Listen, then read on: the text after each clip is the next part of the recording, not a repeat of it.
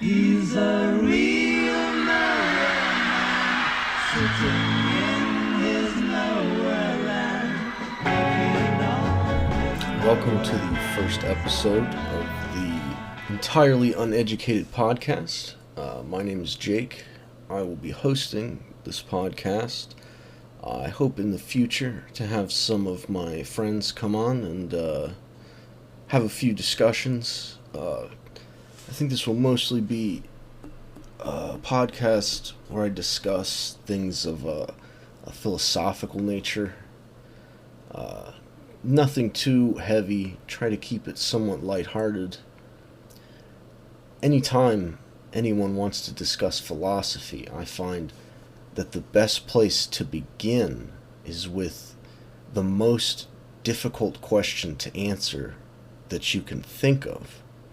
And I think anytime someone speaks on philosophy, one of the greatest questions to ask is, what happens to us after we die? Or rather, what happens to me as an individual, or you as an individual after death? Because it's quite easy to say that after death, you're dead. You go into the ground. That's self-evident.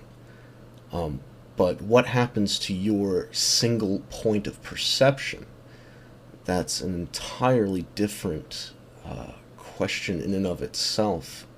And I can start by saying that even though I don't know for certain what that is, I can say with some certainty that after you die, there may be a period of nothingness, but that period of nothingness does not exist forever, and eventually there will be something. What that something is difficult to say, but I believe that there is something. And I do not make statements without some form of logic or reason upon which I can fall back on to verify my claim. So I will start by making a statement that I believe to be both self-evident and self-proving, which is this: you cannot be conscious of being unconscious. Now, that statement in and of itself is a self-proving statement. Consciousness in this regard would be like if you had a single unit of space that could hold only a single particle of light. That single unit of space could not be both light and dark at the same time, because darkness is simply the absence of light. And in the same way, unconsciousness is the absence of consciousness. Therefore, when I say you cannot be conscious of being unconscious, the statement is self-evident. It's self-proving. Well, you might ask, what is it then that happens after I die? Do I simply cease to be conscious? Well, yes, you do cease to be conscious. And that cessation of consciousness is not unlike a dreamless sleep. I think we've all had dreamless sleep. Just the kind of sleep where you lay your head down and suddenly it's morning. There's no in-between period. That is, to me, what I believe death is like. You lay down your head for that final time, and then there is something. Now, that's not to say that in reality, that period is instantaneous. To the individual perceiver, to you, that would be, of course, instantaneous. You would just die and then something. I'm not stating any one thing or the other, but something. But, that being said, because you are unconscious, and you are failing to perceive, you could be failing to perceive millions of years passing.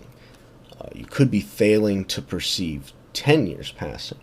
You could be failing to perceive 5 seconds passing, or, quite interesting, you could be failing to perceive time itself moving backwards. But eventually, there will be something, and to you, that would be instantaneous. In that regard, when you think of death in that way, death is merely a doorway to something else. Some people believe in reincarnation, which is a noble thought. The idea that you are a part of this ecosystem on Earth and you return to it. Some people would believe that after you die, that something would lead you to some sort of eternal state. Me personally, I think it's just random. I think, you die, and where you end up is entirely random, and the entire circumstances are random. Though you were born into this life, in a similar way you would be born, but it would not be birth as you know it now. It would be an entirely different process. It would just be different, inherently. Because ultimately, when it comes to something like that, and you're dealing with such heavy unknowns, honestly, it falls down to personal preference. What you want to believe happens. And I find it funny when people, especially atheists, nihilists, and the like, make the argument that after you die, there's only nothing, for forever. And I love that argument because it's such an easy argument to piece apart. The evidence upon which my argument falls is really 2 pieces of evidence. I was brought into existence, I was born, and I will die. These are self-evident to me, and they should be self-evident to anyone else, really. Indisputable pieces of evidence. Now, the person making this argument the person making this argument for an infinite death, would say that after you die, there is nothing forever. And what is that like? Well, it's like before you were born. Which is an interesting argument, and it makes some sense, If you think about it, the state before you were born is like the state you would be in after you immediately die. But if you're comparing those 2 states, and you're saying that the state after death is infinite, then those 2 states are not alike, because the state before birth ended. And if you're dealing with the 2 states, as I am, unconsciousness and consciousness, those are born out of a logic and reason. But by making that argument, you're inserting a 3rd state. You're inserting a state that you're arriving to the conclusion that that state is that way without using logic. To say that there is nothing is not inherently false. There will be a period of nothingness, but eventually that period of nothingness will end. It has to end. Just like before you were born. There was nothingness, but it ended. And I think that's a good jumping off point for anyone who truly wants to delve into the inner workings of reality itself. Never be afraid to ask yourself the toughest question that you can think of. Albert Camus once said, I believe, that the only true philosophical question that you can ask is, should I commit suicide? Yeah, it's quite a heavy question. but truly a philosophical one in nature.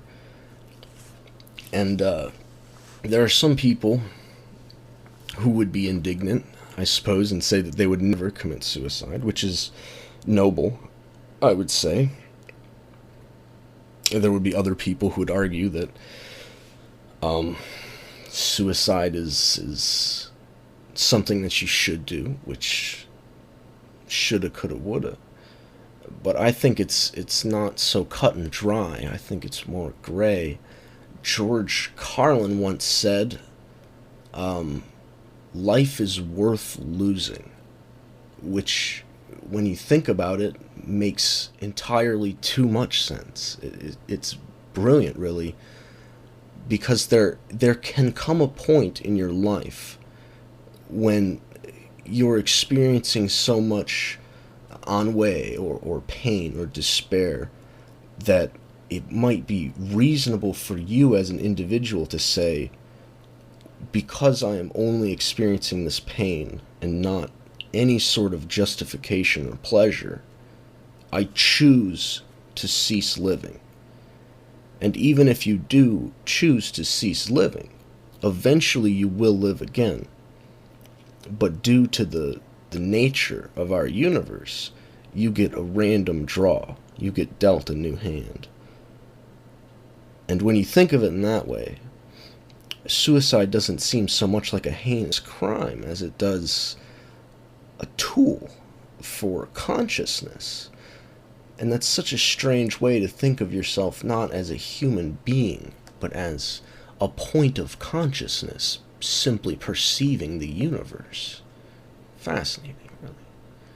And there's a problem I have with this modern debate between atheists and theists, where the atheist, or the theist rather, says, well, there is a God, and the atheist says, well, prove it. And quite an intellectual argument, I suppose, but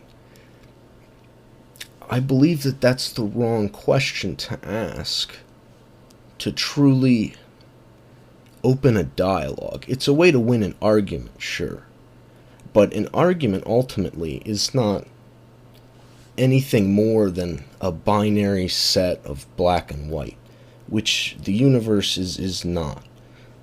The individual, you, make the universe black and white.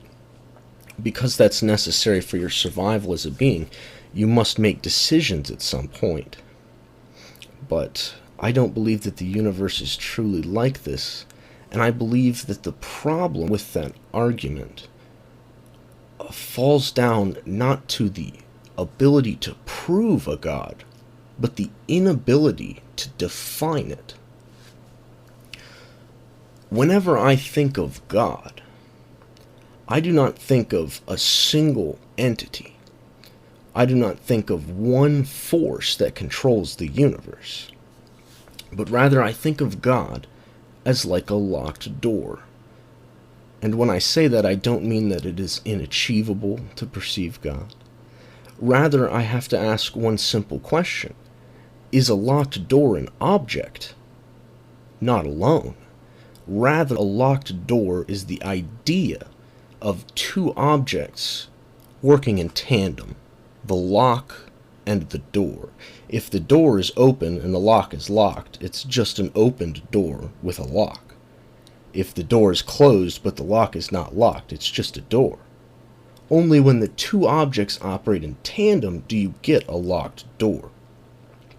This is, in essence, what I believe God is. I believe that God is the idea of all things in the universe operating in tandem. I believe that God is you and me, and also the chair you're sitting in, or the device you're watching this on, and at the same time, all of the atoms and the electrons in your body, and the frequency of the sound moving through the air. That is what God is. And then if an atheist asks, prove that God is real, I say, look in front of you. God is everywhere. But then my definition of God is not the traditional theist's definition of God. It's rather a new definition of God, something entirely different, which I believe is a fault of religion itself, to confine this idea of God to an idol, which the Bible says it itself, do not worship idols. And yet here we are, sitting around worshiping the shadows on the cave wall.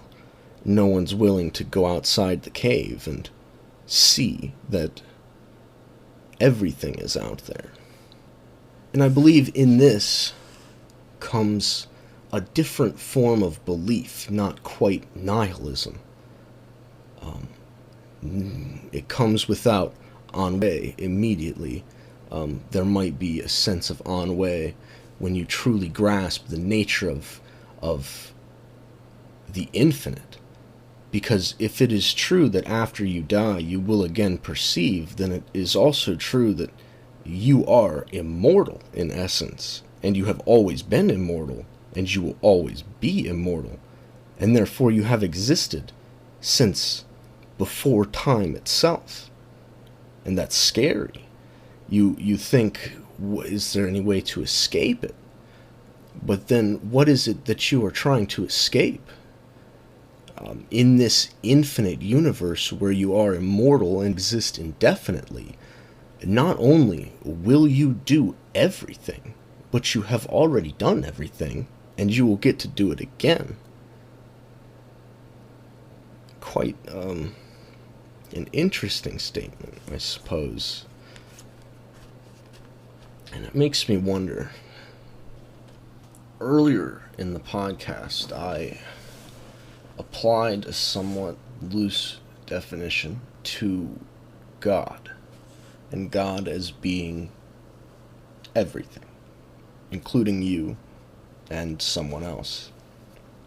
Even the universe itself, you could say, in essence. I feel like that begs the question, is there something that exists that is not a part of God?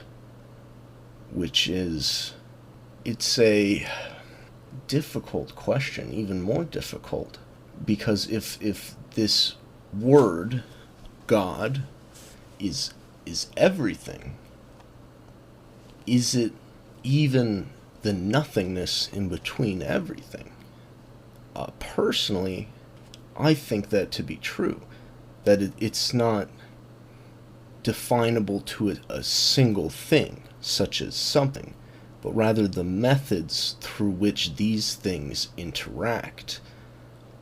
And I believe that there does exist a sort of higher ecosystem between these gods, between these different organizations of everything.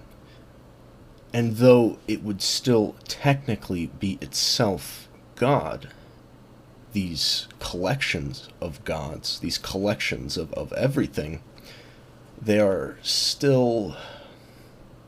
can be defined separately from one another.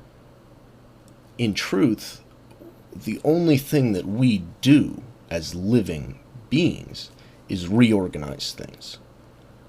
When you eat food, you're just reorganizing the molecules into your body, and the molecules that you don't need are reorganized and they are taken out of your body.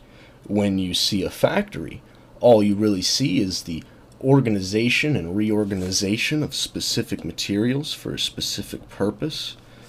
Thusly, all we do is organize and reorganize things.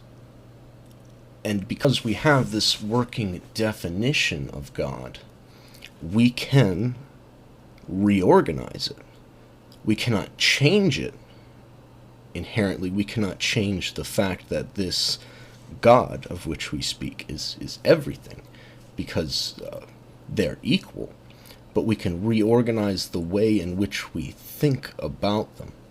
So it would not be remiss to say, or I would not be remiss to say, that there could exist an ecosystem of interconnected universes.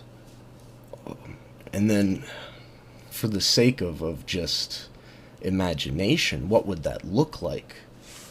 And I watched an interesting video the other day explaining how the dimensions work up to the 10th dimension. And we'll just stick with the 4th. And the idea is that time is our 4th dimension, but a 4th dimensional being would not, if it were to perceive us, it would perceive us like a long snake. And at one end, at the far end, you would have you as a person dead in a casket. And at the near end would be you as an infant, as a child. And it would be connected with all of the different states of you. And if you can imagine that in a three-dimensional sense, you see the room you're sitting in. If you could see yourself in that way, you would see you, the path that you took and all the actions that you did, going up to where you are right now. But you would also see where you have already gotten up and left the room. And if you could take a step back to examine it from a different perspective, you would see, I think, well, I'd like to, for the sake of imagination, let's say you see everything that you then could perceive. So if you took a step back, everything that was out of your perception at any point along then, or rather, any time you did not perceive it, would be nothingness. And sort of like around your head almost would be the universe around you, spreading out of you. I believe that is what a god would look like. Very abstract in nature, but ultimately a very awkward image of a god. Not quite the average depiction, not the stoic man or the old wise man with the beard, but rather this morphing universe, this morphing thing that's attached to you. And I think the reason that we have such a strange relationship with this is not because of our relationship to that God, but rather because of our relationship to one another as human beings. And I think that there's one fault in that relationship that falls down to communication, and specifically language. I think that language, if you could imagine it, would be like a bridge between two people upon which information is shared. But just as much as a bridge, it is a barrier. Because although we have dictionaries that have concrete definitions of words, ultimately, the definition of words in a language are entirely subjective. I had somewhat of a intellectual argument a few days ago, or a few weeks ago rather, between a friend and myself.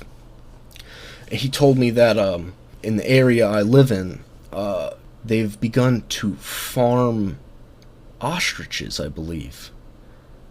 And I think he said something along the lines of, what an exotic animal. And I said to him, well, not anymore. Because in my mind, if you're farming an animal, it's not exotic. It's commonplace. It's everyday. It ceases to become exotic. And he argued, conversely, that was not the strict definition of the word exotic. That it was still an exotic animal because of someone else's definition. And even though he might be right on that strict definition, And he posed a very, very good argument. To me, as an individual, the ostrich ceased to be exotic because I could go to a farm and see it. You find there a breakdown of true meaning, of truth. Some people believe that truth is never attainable, but what I believe is that truth is never attainable through language. I think it's possible to attain an idea of truth in your mind. I think it's possible to obtain an idea of truth perhaps through logic or reason, but logic and reason fall upon language. And language, while it is a brilliant tool for communication, is inherently flawed because it is something that is inherently subjective, that is trying to be objective. That's not to say I don't think it's impossible for language to be objective, but I think that the more objective you make it, the less it has an ability to be useful. How often do you use language in a manner that is entirely subjective? And there's this funny joke. It's not funny joke, but I love the joke because I love language. Where this professor, this English professor, or language professor rather, is giving a lecture to his class, and he says that in almost every language around the world, a double negative makes a positive. And in some languages around the world, a negative and a positive means a negative, but in others, a negative and a positive means the opposite. And he says, but in no language anywhere does a double positive make a negative. And a student in the back of the class goes, yeah, right. And you immediately see the breakdown of language, because that sarcasm has taken on a completely subjective meaning. If you were to write that on paper, yeah, right, it would not make sense, because in our language, a double positive does not make a negative. But at the introduction of this subjective idea of yeah, right, this sarcasm, the laws of the language itself break down and it ceases to be objective. I believe that if there were to be a more effective form of communication, it would be one of two things. Strangely enough, the first would be if humanity were almost hive-minded, where we could just telegraph our thoughts through some form of ESP or another, which is interesting, but I don't think possible, and I don't think humanity would want to go that route with it. And the second idea for a more efficient language is music, the language of the gods, they say. Because there's a Rush song, The Spirit of Radio, and there's two lines in the refrain that are beautiful. 4 lines, rather. It goes, emotional feedback on a timeless wavelength, bearing a gift beyond price, almost free. And it's true. When you turn on a radio in your car, and you're listening to, let's say, the FM station, that sound is being transmitted through one wavelength, coming from a radio station to your car through that wavelength, coming into your car, being converted into a different, more intricate series of wavelengths to inspire an emotional response within you. But this emotional response is not strictly emotional. It can also be intellectual with the addition of language. Language is not by itself perfect, but in the introduction to this new form, when you introduce language to it, it provides a new way to think of the words, like poetry. in poetry, you don't have to stop every other word to define what you're trying to say, like in an intellectual argument. And when you really get into an intellectual argument, you start arguing about the definitions of every single word. But in a poem, the definitions of the words are not important, because ultimately the definitions of those words are subjective. And with the introduction of language into music, me personally, I'm a terrible music mind. I love music. I listen to all forms of music. I'm a connoisseur, but I don't understand music theory. I'm basically tone deaf and I have no rhythm, but I love it, and I wouldn't have it any other way. I don't want to understand it. The mystery is so amazing to me. I always get caught up in a song, just letting it overtake me. And the music itself can change to denote a change in tone, in the same way that sarcasm denotes a change in tone. But the musical ability to shift tone is far greater than that of language by itself. Another Rush song, they're an excellent artist. If you've never heard them, I would recommend them. But in the third song in the 2112 collection of songs, Discovery, there's a part when he's playing the guitar, and the notes could come harshly like the mountains, or softly like rain. And that statement alone gives you an idea of what I'm talking about. But when you listen to that little segment, you really hear the tone change as he strumming the guitar rapidly and then just plucks at it, bring forth these delicate tones like raindrops falling, in contrast to this massive harshness. I truly believe that music is a superior method of communication, but it's not efficient. It's not an efficient way to communicate. The English language is predominantly, I believe, in modern society, the language of science now, the language of empiricism. And empiricism provides to our world an immense amount of understanding. It allows us to manipulate reality in ways that we never even thought possible. It's true that empiricism is not the way to live your life as an individual, but I, as an individual, am extremely grateful for empiricism. In my mind, I think that there's a bedrock of belief. There are a few things that I believe that are the rock upon which my reality stands. Every decision that I make is influenced by these beliefs, and everyone has this bedrock. And many ancient texts, many philosophers understood this, and you hear a phrase like, "It is a fool who builds his house on shifting sands." It's a metaphor for what it is that you base your life upon. And I believe the only things that you should base your life upon are the things that at any given moment you can prove to be true without a doubt. Like the fact that you are immortal. At any given moment you can prove to yourself that fact.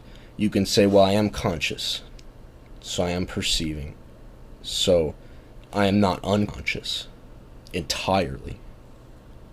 And even if I do become unconscious, eventually I will again become conscious. I believe another one of those for me is this idea that the universe is inherently balanced.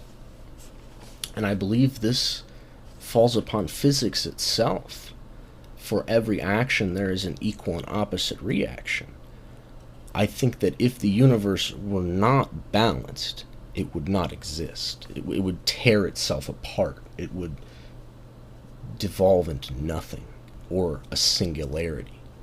It would not exist as we know it. Even though things are wild and and back and forth and up and down in our universe, it is still balanced. It's just a slight inconsistency in the way that we perceive it, which is quite interesting. And I think that the way in which you perceive the universe is paramount to your existence. And I think the best way to perceive the universe is to simply perceive it. I love putting thought into everything. I love thinking about the way that things are, but I also love this idea, this Eastern idea of mindfulness, which is quite literally just the ability to turn off your brain, to not think, to have nothing going on in between your ears on purpose. And I think when you see that, you begin to see things as they are.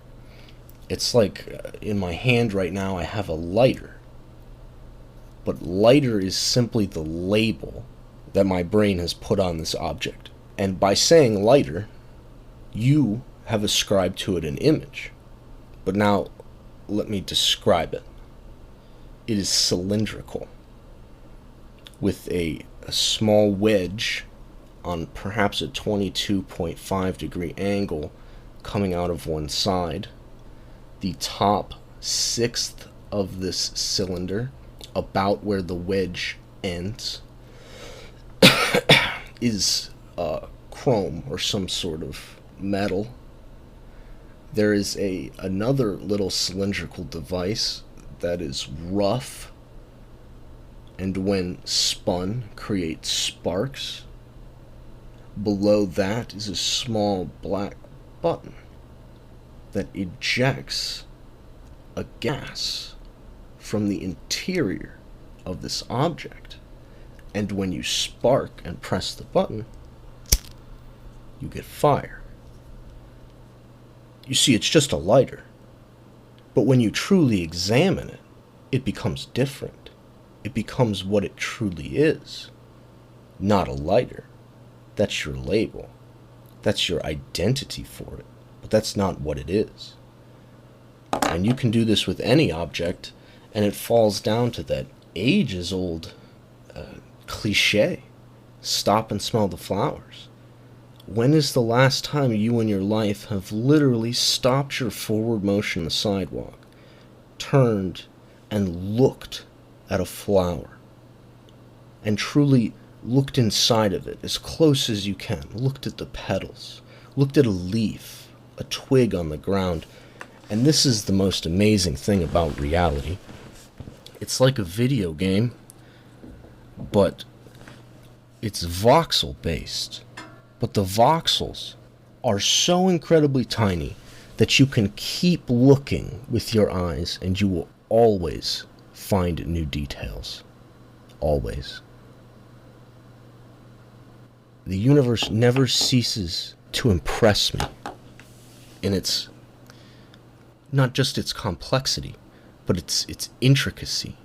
Quite fascinating when you really see it for what it is. And I think it's vitally important for individuals to be able to see things as they are. Because as I've said, and as you know, you will eventually die. And this knowledge may be lost upon you then. So when you encounter this knowledge, don't shun it. It's just there to make the experience a little bit better.